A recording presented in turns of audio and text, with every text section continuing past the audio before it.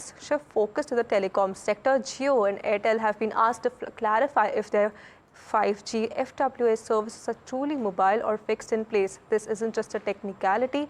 It could affect levies, subscriber data reporting, and India's broadband targets. Aishwarya joins in with this exclusive details.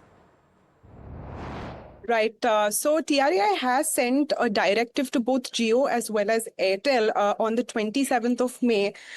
In this letter, they have issued to Airtel and Jio on 27th of May. They have asked them to rectify the discrepancies that they have put out in the user data. Now, for context, as a user, when you get your Wi-Fi, it is either wired, which is a fiber cable, or it is wireless, which is you get your radio frequencies, and that's how you get your Wi-Fi at home. Now, whether these users are being classified and are being reported as wired or wireless users, and FWA in that sense means wireless users. So when we get our monthly subscriber data that TRAI puts out every month, there are two columns. One is wired and wireless. This is what TRAI is referring to, and what TRAI is saying essentially is that the wireless users are being reported even in the wireline column.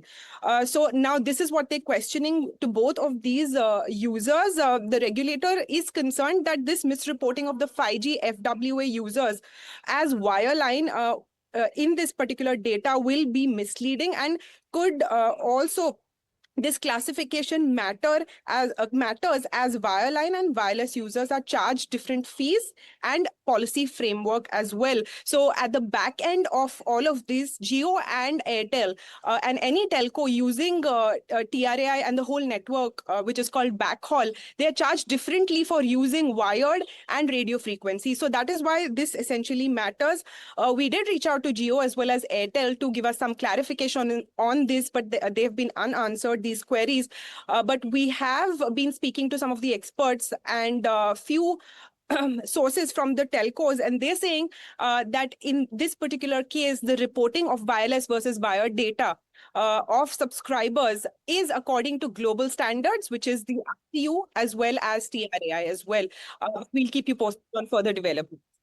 Okay, thank you for that, Aishwarya. But to discuss this matter further, we are joined in by Piyush Pandey, telecom analyst at Centrum Broking. Along with that, we also have Hiral Dadia with us, who tracks the space closely. So first of all, let me start off with Piyush. Piyush, I want to understand, with this misreporting being expected for Jio as well as Bharti Airtel, what is the kind of impact that we are looking at? Would there be an additional fee that these two companies have to pay? And if so, what is the kind of impact that we'll see on the financials?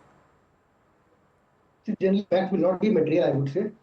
Generally, telcos for this fixed broadband pay license fee plus SOC charges for the wireless business. But for fixed broadband, they pay only license fee and there is no SOC charges.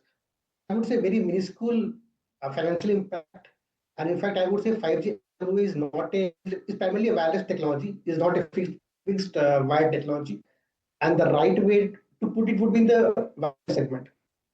Having said that, it would have a minuscule financial impact, and so it has picked up the last say few quarters. So going ahead, we expect that it would be put in the wireless segment, and wired would be treated differently. Piyush, good afternoon, Hiral on this side. So from what you are saying, it would be treated separately. Is my understanding correct, or it would be merged? No, see, 5G FWA would be part of the wireless segment. Fixed would be treated differently. So there is just one small difference. For wireless segment, they also pay SOC charges besides the license fee. But for the fixed part, there is no SOC charges. So that is just 1 to 2% of AGR. So financially, not I would say very, very insignificant part. And just that the numbers will change from this wired part to wireless part. So that is Piyush, if the way of treating it in terms of reporting changes, does that have any impact on the P&L or the balance sheet of the companies? So I would say very, very insignificant impact, because currently, for the fixed broadband connection, there is no SOC charges which the telcos pay. But for the wireless connection, you pay SOC besides the license fee. And SOC is just 1 to 2% of revenue. So 1 to 2% of revenue anyway becomes very, very insignificant part.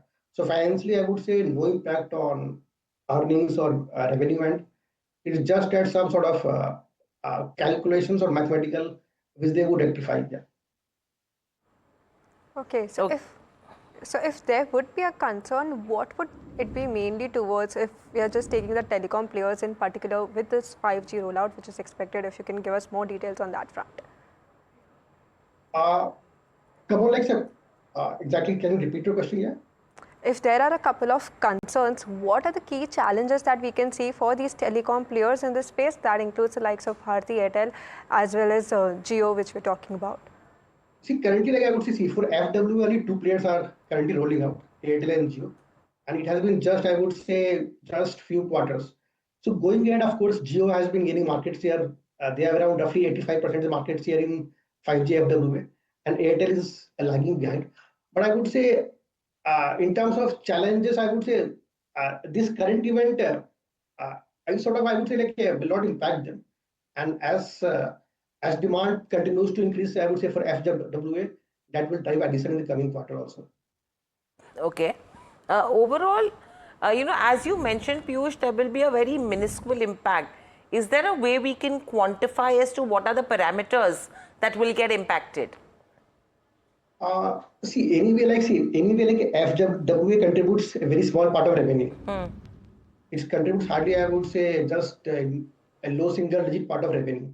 And coming to, I would say, the difference between this fixed wireless and FWA, the extra fees that is payable is just 1 to 2% of that revenue.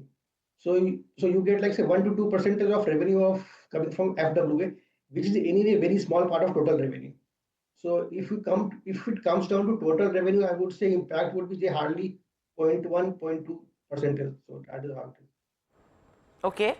And Piyush, anything that changes from the plans that they are selling to consumers as well? Because if I read correctly, I think a 1 GB per day 5G monthly mobile plan is somewhere in the range of 200, which translates to 6.5 per GB for mobile 5G customers. Whereas telecoms are also selling 1000 GB for 3 months at around 2200 plus, translating around 1.4 rupees per GB in FWA with OTT subscriptions, right?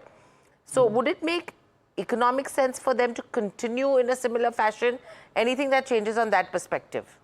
See, FWA would demand more spectrum, I think. So going ahead, if demand continues for FWA, they would require more spectrum. In fact, they would require the implementation of 5G standalone, which Jio has.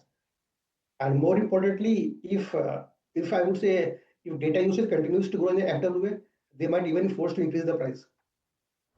Yeah, so would it be right to say then that these FWA installations will actually start congesting the spectrum going ahead, taking into consideration that they require higher spectrum, and that will probably, lead to the telecoms de-incentivizing its usage? That is possible because anyway, like say Airtel has 5G NSA, and 5G NSA, I think it is very difficult to have. It is very difficult to do network slicing for this FWA, and that is why Airtel has been lagging in FWA connections. Whereas for Jio, which has a 5G standalone, where it is easier to do network slicing for FWA connections, and for Jio, I would say they have been able to, I would say, fulfill demand for these FWA connections.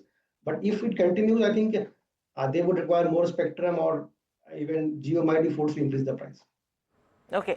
So currently, from what you're saying as well, Jio is on the higher side versus an Airtel with regards to the number of subscribers they have on FWA. And secondly, in terms of the ARPU, again, it's higher versus mobile phones. So I think there will be some bit of a churn that will happen on that end that the companies will have to do. Anyway, like say for FWA, it has a higher ARPU compared to mobile connections. But I think most of these telcos have, I would say, somewhat surplus spectrum also. They had surplus spectrum acquired from these 5G options, and FWA has become like one of the way to monetize that spectrum. But as demand continues, I would say they would take a tariff increase for this FW connection also. Okay. But having said that, for locations which are like say remote areas where it is difficult to put fiber or towers, there I would say FWA is the suitable choice for broadband usage. Okay.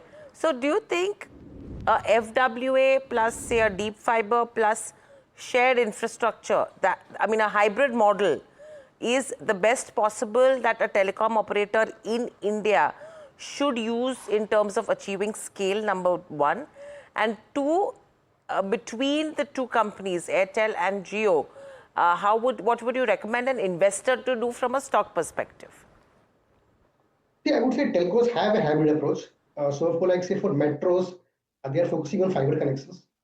And for like say for far off areas, far off areas either you use like say wireless broadband to like say mobile, or you go for like this FWA connections.